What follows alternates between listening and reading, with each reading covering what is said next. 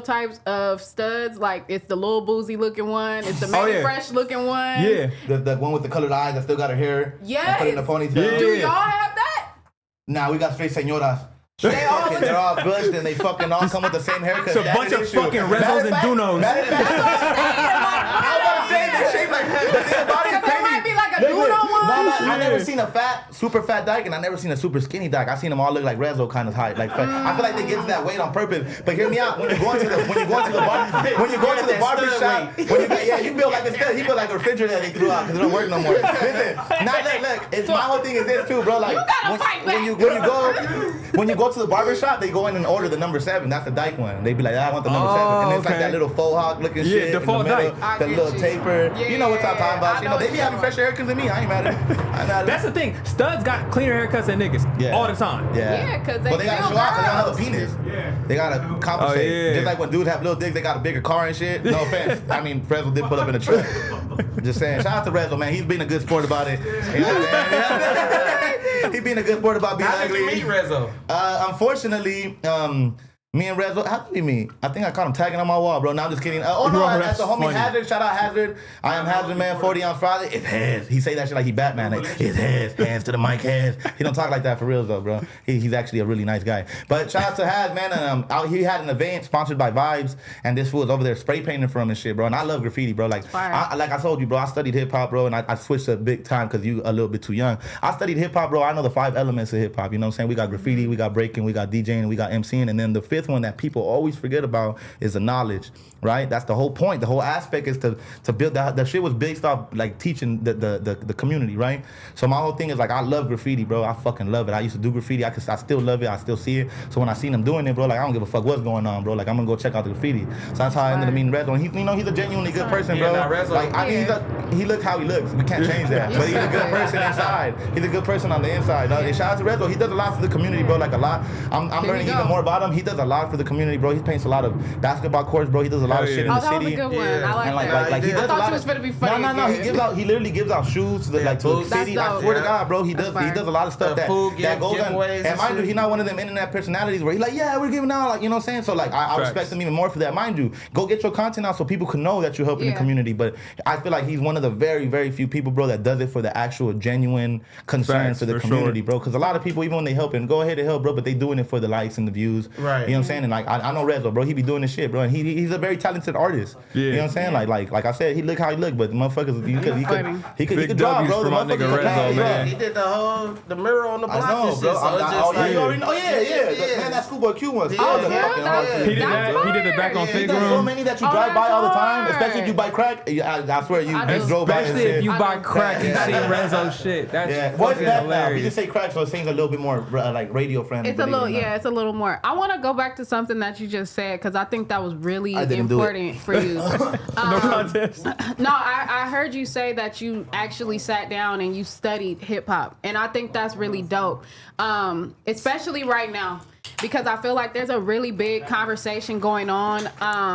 I want to say the West Coast only, but really just in music where there's a lot of people that are kind of like, there was a few weeks ago where there was like this debate about like Latinos in hip hop and all of that stuff like that and who's a visitor and who's this and who's that. I will say this much, bro, because I do study it, and KRS-One and Master P and Fat Joe and a lot of other artists, and like KRS-One would be the more like with the most credential based off the time frame, right? Is that he said Latinos always been a part of it. Yeah. They were just the facts. Dominicans and Puerto Ricans. Maybe Mexicans didn't come, so I'm not gonna sit here and be like, no, Mexicans been there. But like Johnny J produced a lot of Tupac's tracks, bro. And people don't know about Johnny J. He's from West. He's from right there, bro, on 103rd and Budlong, right? So it's like he right there in Westmont. He's like, a lot of people don't know about that. We always had our foot in there. Yeah. It's not that weird. I'm not gonna sit here and be like, yeah, bro, we the one who did this. But at the same time, we are the biggest consumers of music in the United States of America, especially in California, bro. Because every time I went to any kind of show where it had to do with anywhere from Nipsey to RJ to Draco, it was a lot of our people there supporting. You know what I'm saying? Yeah. And then that's why, like, I always like to just make that point come across. It's like, look, I understand. Maybe we're not.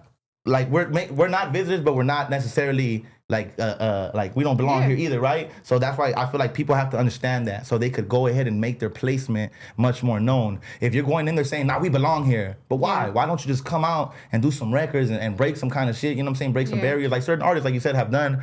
And for us, and they're right, they made it onto a GNX, and they've done shit like that. They broke those barriers. Cool. Do it that way. Don't come out being entitled and being like, "Nah, you guys gotta make motherfuckers listen to you." That's how you talk in the hood, right? Motherfuckers don't want to listen to me. I'm gonna make motherfuckers listen to me, right? No, and it's like whatever dope. it is, like, and with that being said, like you have to understand is that Latinos also have to have their own identity. Like if you Mexican, Hispanic, I don't give a fuck what you are, bro. Why you mix with Guatemalan and you're not even Mexican, right? The thing about it is you have to find your identity. That's the biggest thing in my community, bro. From all the way from the fucking me's to the lefties to all everybody else, bro. Motherfuckers need to understand where they come from so they can understand where they stand and understand where they're going.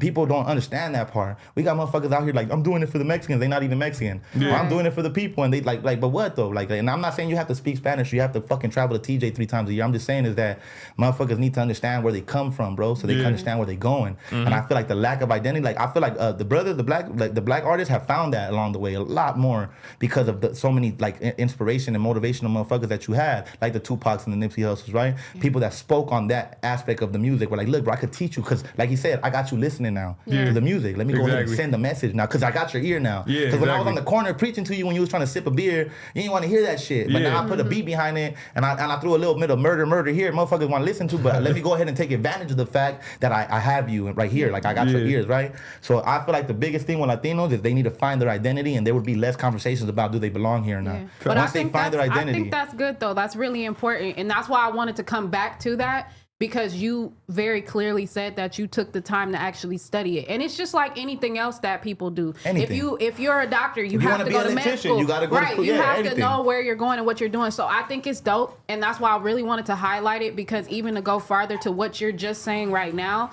as far as there having been a lot of African American rappers that came before that they had to look up to, that's you now. Yeah, you know what absolutely. I mean? And that's why it's like, let's focus on that, and let's tell them and let's show them like, he's a funny guy, he's good, he's a great rapper, but he also is the guy that you look to. That's your big homie. You know what I'm saying? 6'6" no, like when it comes to music shit, it's different, bro. You're not getting this side of scheme out of me. I take that shit very serious. And then when I say my funny shit, I love that shit to the point where, because my whole thing is this, bro, you could be the funniest dude in the world, but when it comes down to listening to your freestyles, I'm judging you as a hip hop fan now. I don't give a fuck how much, I don't give a fuck how funny you are, I don't give a fuck how many bitches you fuck. I'm judging you based off of your bars. Where's the bars at, bro? You know what I'm saying? So my whole thing is that, like absolutely, I want to be that person. I've said this on interviews before, and let me go ahead and take the time and say it right now. I am doing what I'm doing, and like showing people that side. Like, this is where I come from, bro. I come from South Central. I came from poverty. I came from the gang culture. I came from prison. I got shot. I got stabbed. I beat life twice, right? But I also could fucking put a suit on and start articulating myself. And just because I came from there doesn't mean that we can't educate ourselves much more. Because the school system in Western civilization is based for us to fail. The curriculum that they give us is based for us to fail, become workers, not entrepreneurs,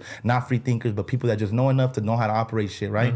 So my whole thing is you have to educate yourself. Stop blaming the system. Stop blaming the fact that you never had a father. Stop blaming everything else. Stop blaming, I was born in the hood. So what, bro? I got a little brother and sister that didn't ever join the gang. And they doing, you know what I'm saying? They doing what they got to do to not do that. So I don't ever use that as an excuse. You got to educate yourself. I don't give a fuck if you in prison and you already feel like you go back against the wall. If you got rent due and you got to worry about that, good, but educate yourself, bro. So I know life get in the way, but you can always educate yourself. That time you spend scrolling on Instagram, educate yourself. That time you spend texting that bitch that you know ain't never gonna give you no pussy, educate yourself. You know, Red don't know all about that. That's why he laughed. You know what I'm saying? He put in foot, but you gotta respect the footwork. It's laying the foundation. Yeah, with all that being said, man, I'm trying to be that person for my people, man. Usually I'll be in a suit. I just came from representing the West Coast. I had Look to at the chat, bro. They repping in the chat, bro. You feel me? See that? Do a backflip. I'll do a backflip right now. Bro. Motherfuckers don't know me. I just look like this, gang. I think shit like this is important, bro, because there's always like, I hate this stupid little narrative of, oh, black people are blackballing brown people or brown people, like we can't get into this shit. And that's why I opened up doors for a lot of people, bro. It's like, bro, like look at this shit right now. Like, come on now, like what the fuck? The obvious shit, like